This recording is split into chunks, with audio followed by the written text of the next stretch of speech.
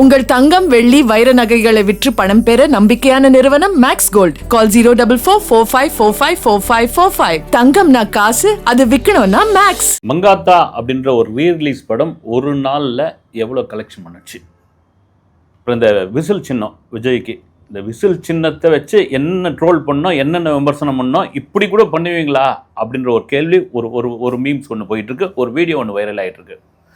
இதெல்லாம் மீறி கேரளா சட்டசபை தேர்தல் வரப்போது முக்கியமான ஒரு விஷயம். அதில் பல நட்சத்திரங்களை உள்ளே இறக்க போகிறாங்க. குறிப்பாக ஒரு நடிகைக்கு கம்யூனிஸ்ட்லேருந்து ஒரு சீட்டு கொடுக்க போகிறாங்க. இது ஒரு பக்கம். அப்புறமா title winner, Bigg Boss title winner Divya Ganesh. இந்த டைட்டில் வின்னருக்கு அவங்க என்னென்ன தில்லாலங்கடி வேலை பண்ணாங்க அப்படின்ற ஒரு விஷயம் ஓடிக்கிட்டுருக்கு. அது ஒரு பக்கம் வந்திருக்கு. இன்னொரு பொதுவாக நடிகைகள்னாலே ஏதாவது ஒரு சிக்கலில் மாட்டுவாங்கப்பா, ஏதாவது ஒரு கான்ட்ரவர்சி வந்துக்கிட்டே இருக்கும்.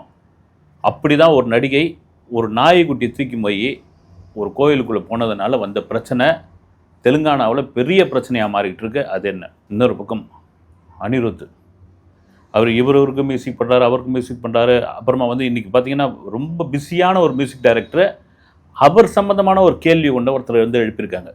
சரி, நீ இவங்களுக்குலாம் பண்ணுறீங்க, சரி இவருக்கு நீங்கள் பண்ணுவீங்களா அப்படின்னு அனிருத்துக்கு பொதுவான ஒரு கேள்வியை கேட்டிருக்காங்க. இதெல்லாம் மீறி தனுஷ் விஜய்க்கு தம்பியாக நடிக்க வேண்டியது ஒரு படம் அப்படின்னு ஒரு விஷயம் ஓடிக்கிட்டு இருக்குல்ல, அதனுடைய உண்மையான சம்பவம் என்னன்னு நான் இந்த வீடியோவில் சொல்கிறேன். வாங்க வீடியோக்குள்ளே பார்க்கலாம்.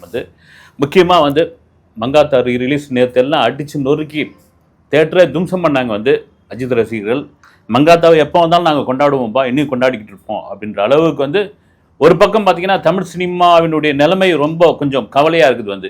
ஏன்னா எடுக்கிற படம் பூரா ஓட மாட்டேங்குது, ரீரிலீஸ்லாம் ஒரு பெரிய வசூலை கொடுக்குது அப்படின்னு தேட்டருக்காரங்களுக்கு சந்தோஷம் தான். ஆனால் தமிழ் சினிமாவுக்கு ஒரு வெறுமை தானே. படங்கள் எடுக்கிற படமும் ஓடணும், பெரிய படங்களும் ஓடணும், சின்ன படங்களும் ஓடணும். வெறும் ரீரிலீஸ் மட்டும் ஓடிக்கிட்டே இருந்தால் என்ன ஆகிறது? கவலை தான். சரி, மங்காத்தா ரீரிலீஸ் முதல் நாள் கலெக்ஷன் என்ன அப்படின்பொழுது நாம் தெரிந்த வட்டாரங்கள் விசாரித்த போது ஒரே நாளில் 6 கோடி ரூபா தமிழ்நாடு வரைக்கும் கலெக்ட் பண்ணியிருக்குது. அது ஒரு பெரிய தொகைங்க. எப்போவுமே தமிழ்நாட்டினுடைய மிகப்பெரிய ஓப்பனிங் பேட்ஸ்மேன் அஜித் தான், அதில் மாற்றுக்கிறது கிடையாது. ஓவர்சீஸில் எப்படி விஜய் கலக்குவாரோ அதே போல் தமிழ்நாட்டில் கலக்கக்கூடிய ஒருத்தர் ஒரே நாளில் 6 கோடின்றது ஒரு மாபெரும் விஷயம்தான். இன்னும் நாளை மறுநாள் இதெல்லாம் போகும். இன்னும் கூட ரிப்பீட் ஆடியன்ஸ் வந்துக்கிட்டு இருக்காங்க. எனக்கு என்னன்னா, ஒரு படத்தை கேடிவி, ஓடிடி, அப்புறமா லேப்டாப்பு, செல்ஃபோனு பார்த்து சலிச்சு அது சம்மந்தமான ரீல்ஸ் எல்லாம் வந்தோம். அந்த படத்தினுடைய ரீரிலீஸ்க்கு இப்படியாப்பட்ட ஒரு வரவேற்புனா இது படத்திற்கும் அஜித்திற்கும் கிடைத்த ஒரு மாபெரும் வரவேற்புன்னு கூட சொல்லலாம். இது ஒரு பக்கம் இருக்கும்போது இந்த பொங்கலுக்கு இந்த ஜனநாயகன் படம் அப்படி வழி விட்டதுனால, ஜனநாயகன் படம் அப்படி ஓரங்கட்டதுனால பெரிய லாபத்தை அடைந்த படம் டிடிடி தலைவர் தம்பி தலைமையில் ஜீவா அதில் நடிச்சிருந்தவர். அப்புறம் ஜெய்வந்தன் ஒரு நடிகர், அவர் கூட பார்த்தீங்கன்னா விஜயை புகழ்ந்து தள்ளிட்டாங்க அந்த டீமே.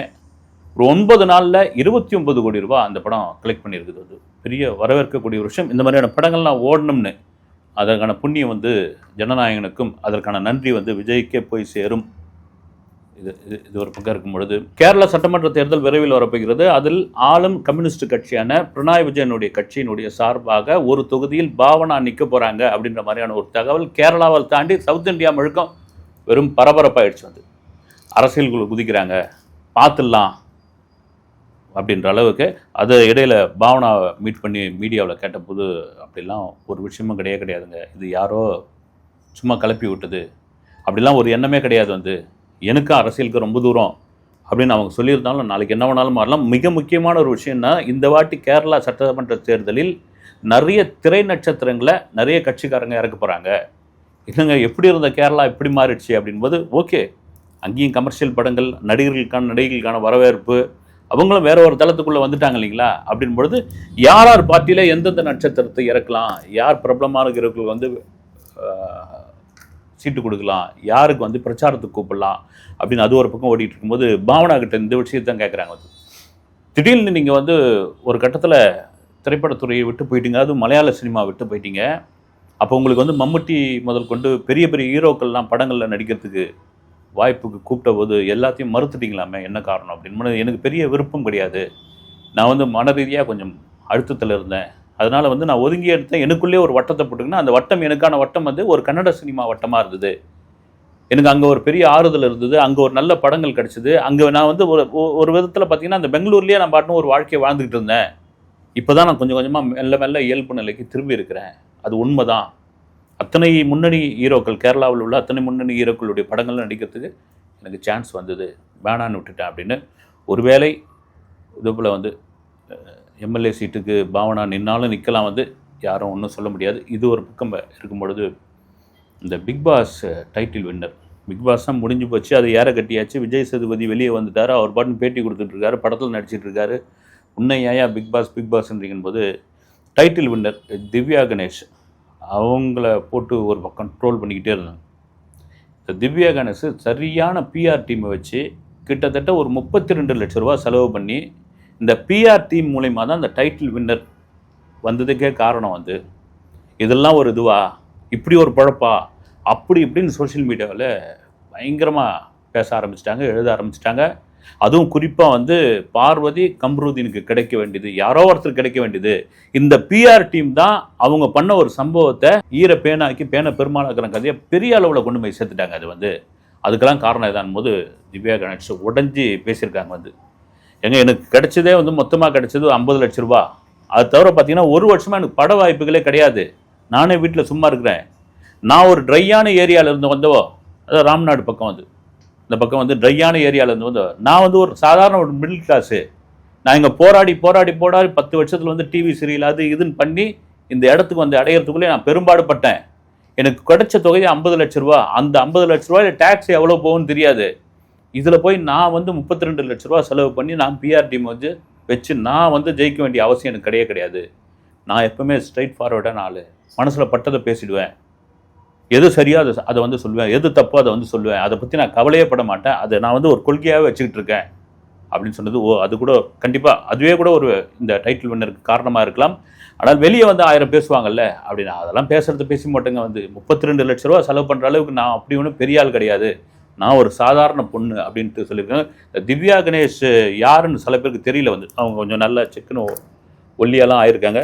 நிறைய பேர் தெரியாதவங்களுக்கு நடிகர் ஆர்கே சுரேஷ் இருக்கார்ல, அவருடன் முதல் நிச்சயதார்த்தம் திவ்யா கணேஷுக்கும் அவருக்கு மதம் நடந்துருச்சுன்னு நினைக்கிறேன். ப்ரெஸ் மீட்லாம் கொடுத்தாங்க வடபழனியில் உள்ள ஒரு ஹாலில் வந்து மீடியாலாம் சந்திச்சு. அதுக்கப்புறம் என்ன காரணம் தெரியல, அந்த திருமணம் நடக்காமல் போயிடுச்சு. அதுக்குள்ளே போக வேணாம், யாருன்னு சொல்கிறதுக்காக நான் சொன்னேன். வந்து இது ஒரு பக்கம் இருக்கும் பொழுது தெலுங்கானாவில் சம்மக்கா சரசக்கா அப்படின்ற ஒரு அம்மன் வந்து பெரிய பிரபலமான அம்மன், மேடாராம் அப்படின்ற ஒரு பகுதியில் வந்து அந்த திருவிழாவே ஒரு 4 நாள் திருவிழா வந்து பிரசித்தி பெற்ற ஒரு திருவிழாவை நடத்துவாங்க. அந்த திருவிழாவுடைய முக்கிய நோக்கமே என்னென்னா நேர்த்திக்கடன். அந்த நேர்த்திக்கடன் என்னென்னா துலாபாரம், எடைக்கு எடை வந்து வெல்லம் கொடுக்குறது, மற்றபடி வேறு எதுவும் கிடையாது. வெல்லம் தான் கொடுக்கணும். நீங்கள் உங்களுக்கு ஏதாவது வந்து குறை இருந்தால் அந்த குறையை வந்து அந்த அம்மன் முன்னாடி சொல்லி அந்த குறையோ அந்த வேண்டுதலோ நிறைவேற்றப்பட்டிருந்தால், நிறைவேறி இருந்தால் அந்த துலாபாரத்தில் உட்காந்து இடைக்கடி வெல்லம் கொடுப்பாங்க. வந்து அது ஒரு மிகப்பெரிய ஃபேமஸான இது.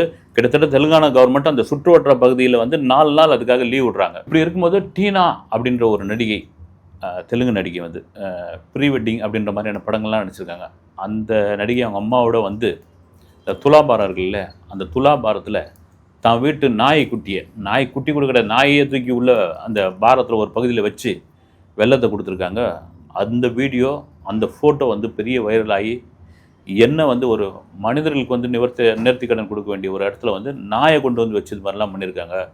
இதெல்லாம் எந்த விதத்தில் நியாயம் அப்படின்னு சொல்லி பயங்கர கொந்தளிப்பாகி அவங்க அம்மா ஒரு விளக்கம் சொல்லியிருக்காங்க. வந்து நீங்கள் நாயின்னு அதை பார்க்காதீங்க, எங்கள் வீட்டில் வந்து அதுவும் ஒரு உறுப்பினர், அதுக்கு உடம்பு சரியில்லாமல் போயிடுச்சு, ரொம்ப சீரியஸாக கிடந்தது, இந்த அம்மாவுக்கு தான் வேண்டிக்கிறதுனால நான் வந்து இடைக்கு கொடுத்துருக்குறேன், நீங்கள் ஏன் பிரித்து பார்க்குறீங்க அப்படின்போது இன்னொரு பக்கம் கடுமையான விமர்சனங்கள் வந்து இந்த நடிகை இதுக்கு வாயை திறக்க மாட்டேன்னாங்க, ஒரு ஆகம விதிப்படி என்ன வந்து இது தப்பான ஒரு இது தானே, வந்து அப்போ மற்ற விலங்குகளை கொண்டு வந்து இதை தராசில் நிற்க வைக்க முடியுமா, இந்த துலாபாரத்தில் இடைக்கு கொடுக்க முடியுமா அப்படின்பொழுது அந்த நடிகையே வந்து மீடியா முன்னாடி ஒரு மன்னிப்பும் கேட்டு எந்த நோக்கத்திலையும் எந்த உள்நோக்கத்திலையும் எந்த விதமான ஒரு தப்பான இதுலையே கிடையாது, உண்மையாகவே இது எங்கள் வீட்டு நாய் ரொம்ப செல்ல நாய், இது உடம்பு சரியில்லாமல் ஆயிடுச்சு, அந்த அம்மாவுக்கு தான் வேண்டிக்கிட்டோம் நாங்கள், அப்படி ஏதாவது தவறு இருந்தால் என்னை மன்னிச்சிடுங்க அப்படின்னு சொல்லியிருக்காங்க. அந்த வீடியோ அந்த இதுவெல்லாம் கூட அந்த பதிவெல்லாம் நீக்குங்கன்னு சொல்லியிருக்காங்க. அப்புறமா அந்த கோவிலை சுத்தம் பண்ணி பூஜைலாம் பண்ணி மறுபடியும் வந்து மற்ற வேலைகள் ஆரம்பிச்சிருக்காங்க. இது என்னென்னா அவங்கவுங்க நம்பிக்கை தாங்க. வந்து குறிப்பாக அவங்க நடிகை பேர் தெரியல, ஒரு 3-4 வருஷத்துக்கு முன்னாடி கேரளாவில் இந்த பூரம் திருவிழாவுக்கு அந்த படகு போட்டி நடக்கும் பாருங்கள். அந்த படகு வித்தியாசமாக இருக்கும். அது வெறும் படகு போட்டி இல்லாமல் அது ஒரு வழிபாடு முறையாகவே அவங்க பண்ணிகிட்டு இருக்காங்க.